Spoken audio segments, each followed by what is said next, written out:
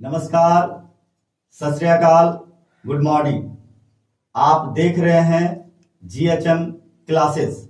मैं हूं आपका जीएच मंडन सर। मैं आपको इंग्लिश पढ़ाऊंगा। आप जिस भी परिवेश में हैं, जिस भाषा से संबंधित हैं, उसी भाषा से होते हुए आप एक बेहतर इंग्लिश सीखने की कोशिश करेंगे और आप अवश्य सफल होंगे। मैं आपको एक वीडियो दे रहा हूं, आप इसे जरूर ध्यान से देखेंगे।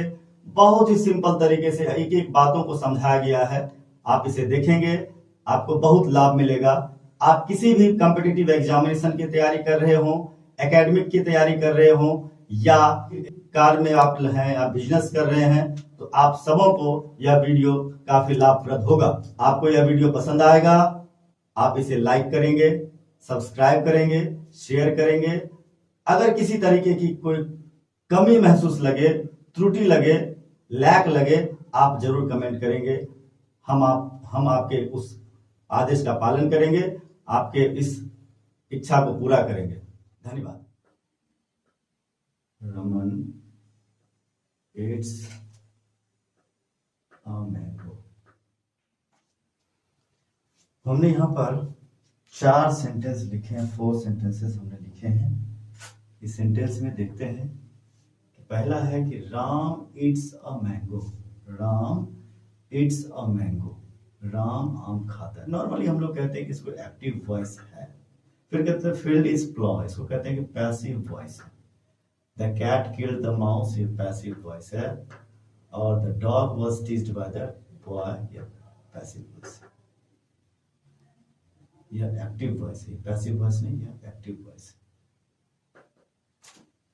अब देखिए, यहां पर हमने कहा कि Ram it's a mango, active voice. The field is plough, passive voice. The cat killed the mouse, active voice. The dog was teased by the boy, passive voice. कैसे है, कुछ विशेष समझ में नहीं आया, इसको चलिए कट कीजिए। क्या समझ में आया, क्या नहीं समझ में, ऐसे कोई लेना देना नहीं। आगे बढ़ते हैं। आगे है कि Raman it's a mango. It's यहां पर क्या है, वर्ब है। इट्स तो वर्ब। इस काम को करने वाला कौन है? इस काम को करने वाला राम है, रमन है। रमन क्या हो गया, सब्जेक्ट। जो काम करे वो सब्जेक्ट। इस काम का इफेक्ट किस पर हो रहा है, असर किस पर हो रहा है, मैंगो पर। तो यह क्या हो गया आपका, ऑब्जेक्ट हो गया। अब यहां से फिर से लिखिए आप कि subject plus verb plus object. हमारा क्या है, स्ट्रक्चर क्या है सेंटेंस का, subject verb object. It means काम करने वाला जब काम करे और काम का असर हो। काम करने वाला काम करे और काम का असर हो, तो यही हमारा एक्टिव वॉइस कहलाता है। कैसे, यानी कि मोशन ऑफ सेंस, भाव जो किधर से किधर हो, लेफ्ट से राइट आए। It means left to right. जब sense of motion of sense आएगा तो क्या हो जाएगा, एक्टिव वॉइस। क्या हो जाएगा, ये एक्टिव। समझ आई बात? फिर से एक बार देखते हैं। Raman it's a mango, Raman आम खाता है। इसमें इट्स क्या हो गया, आपका वर्ब हो गया। इस वर्ब को करने वाला कौन है, सब्जेक्ट है, रमन है। रमन आपका सब्जेक्ट हो गया। इस काम को करने वाला सब्जेक्ट ने काम किया, तो इस काम का असर किस पर गया, तो मैंगो पर गया। मैंगो क्या हो गया, ऑब्जेक्ट हो गया। It means Raman subject, it's verb है, और मैंगो हमारा ऑब्जेक्ट है। It means subject plus verb plus object. अब देखते हैं कि सब्जेक्ट ने काम किया, काम का असर हुआ। रमन ने खाया आम, तो हमारा मोशन किधर से किधर हो रहा है, मोशन ऑफ सेंस किधर से किधर है, लेफ्ट से राइट। जब लेफ्ट से राइट मोशन हो सेंस का, तो यही क्या कहलाएगा, आपका एक्टिव वॉइस। इसको समझने में कोई दिक्कत नहीं हुई होगी। ये हुई एक बात। अब डॉग का ले लेते हैं। The dog was killed by the boy।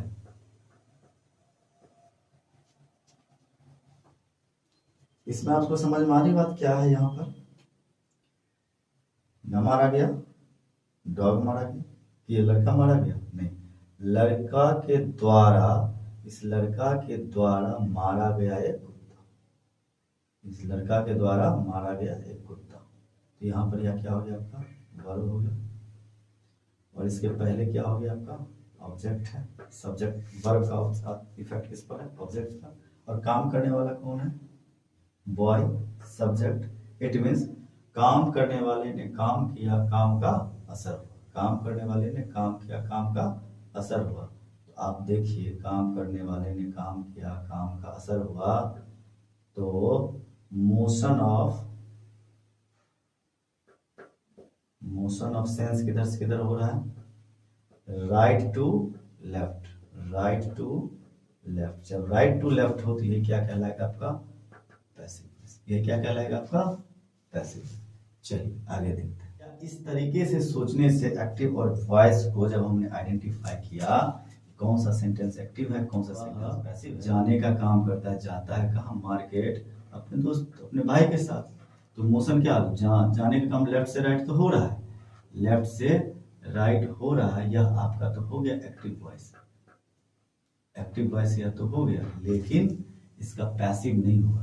कारण क्या है कि सब्जेक्ट के बाद जो वर्ब आता है, इस वर्ब का दो बात होगा। इस वर्ब का इफेक्ट एक आता है और एक इफेक्ट नहीं आता है। जो इफेक्ट आता है उसको कहते हैं ट्रांजिटिव वर्ब, और इसका जो इफेक्ट नहीं आता है उसको कहते हैं इंट्रांजिटिव।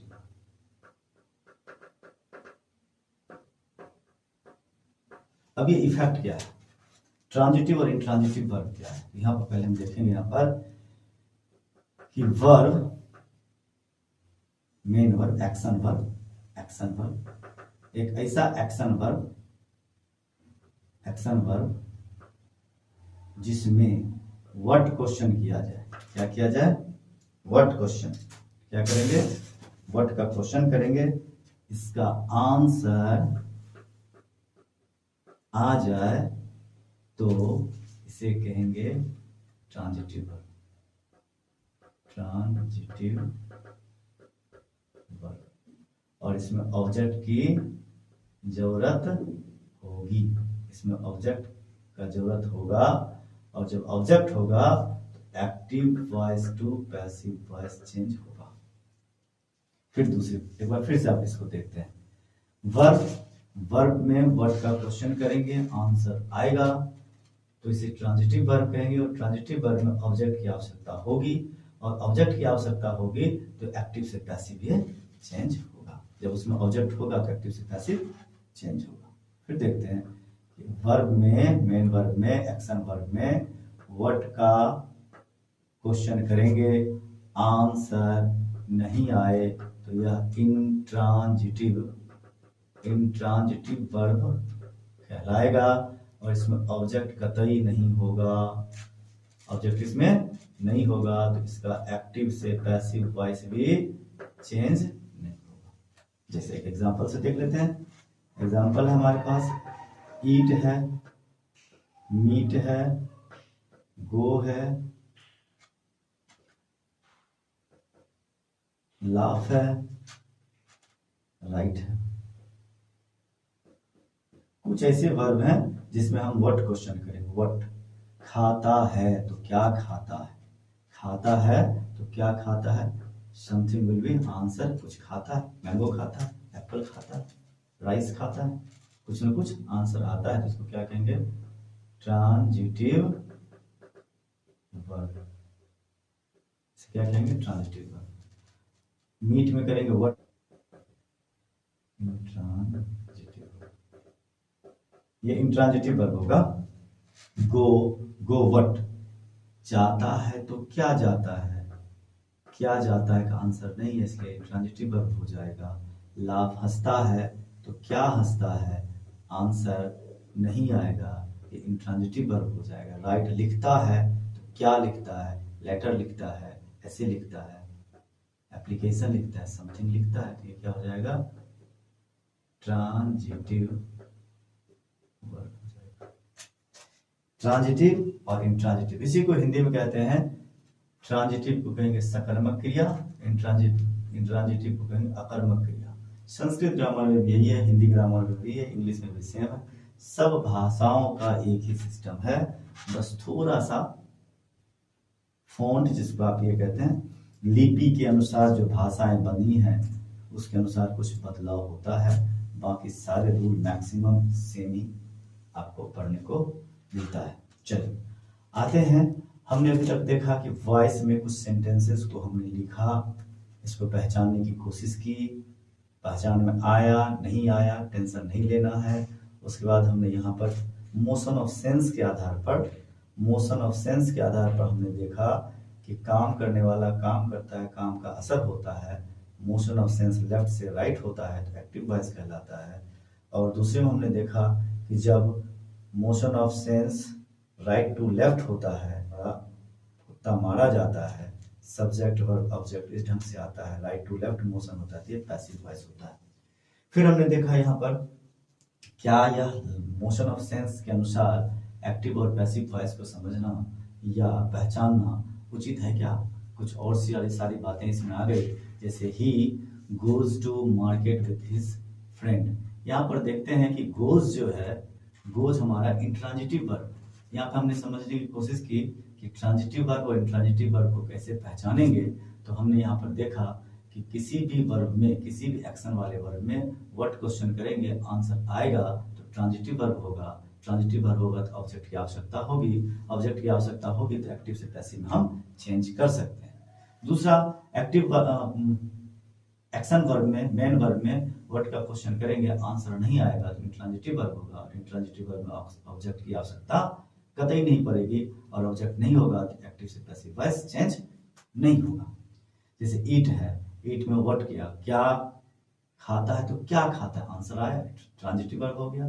गो, क्या जाता है, कौन जाता है इसका आंसर होता है, कौन जाता है इसका आंसर होगा, लेकिन क्या जाता है इसका आंसर नहीं होता, इसलिए आप ध्यान दीजिएगा, गो जाता है, क्या जाता है तो आंसर नहीं आया तो इंट्रांजिटिव वर्ब हो गया। इसी तरह से हम सभी वर्ब को, एक्शन वाले वर्ब को आइडेंटिफाई करते हैं कि कैसे हम सेंटेंस को एक्टिव से पैसिव में एक्टिव और पैसिव को कैसे हम पहचान सकते हैं। नेक्स्ट का चीज देखते हैं, जब यहाँ वर्ब की बात आई है तो वर्ब में एक और चीज देखते हैं। अब वर्ब में देखेंगे आप, यह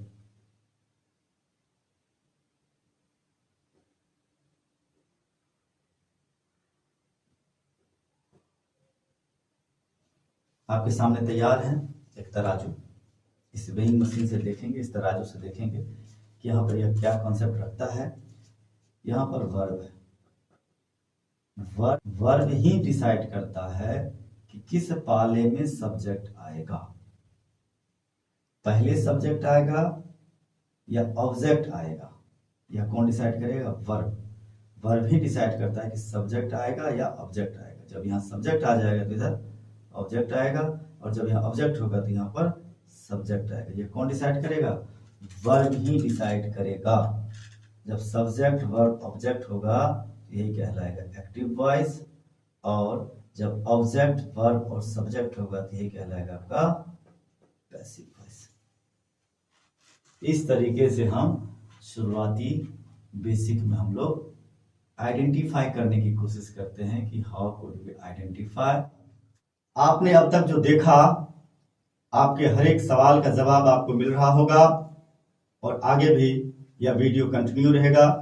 आप अगले वीडियो का इंतजार करें, आपको जरूर देखने को मिलेगा और आपको जरूर सीखने को मिलेगा।